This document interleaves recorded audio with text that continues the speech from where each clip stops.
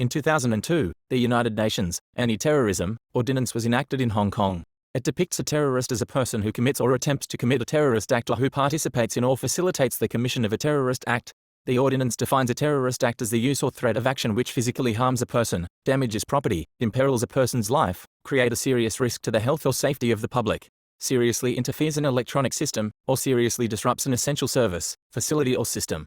This also involves the use or threat of action to compel the government or to intimidate the public for the purpose of advancing a political, religious or ideological cause. It is therefore utterly apt for Secretary for Security John Lee Kar-Chiu to characterize the violence of last summer and autumn as black terror. What the rioters has done since last June in the hope of compelling the government to accede to their demands certainly constitutes a terrorist act by law. They have demanded that the government immediately terminate the prosecution of people involved with the ongoing riots. This presumably extends not only to the rioters themselves and those who committed criminal damage, but also to those suspected of attempted murder and wounding, the arsonists, and the people who manufactured the explosives. The Hong Kong government could not possibly cave in to such ridiculous demand. Terrorism has blighted many societies and brought untold misery. There is no quick fix to the situation and the top priority is to restore the rule of law. There should not be any concessions to those who have resorted to terrorist tactics.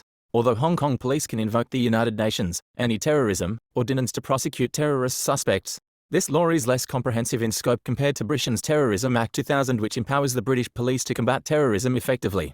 For example, the Terrorism Act 2000. 1 allows the police to detain people suspected of being involved with terrorist activities for up to 7 days. This was later amended.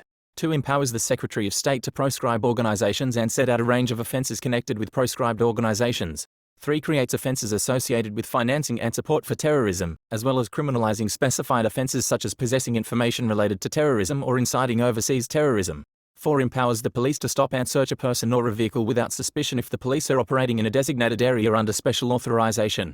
In Northern Ireland, a person who is charged with a scheduled offence shall not be admitted to bail. These scheduled offences include riots, wounding with intent to cause grievous bodily harm, causing explosions, sending explosive substance or throwing corrosive liquid with the intent to cause grievous bodily harm. Hong Kong is in desperate need of a more comprehensive terrorism legislation like those of the United Kingdom to empower the police to fight terrorism. The Hong Kong police should have their manpower strengthened. The Hong Kong Department of Justice should enhance its teams in charge of public order cases and ensure that the cases are expeditiously processed.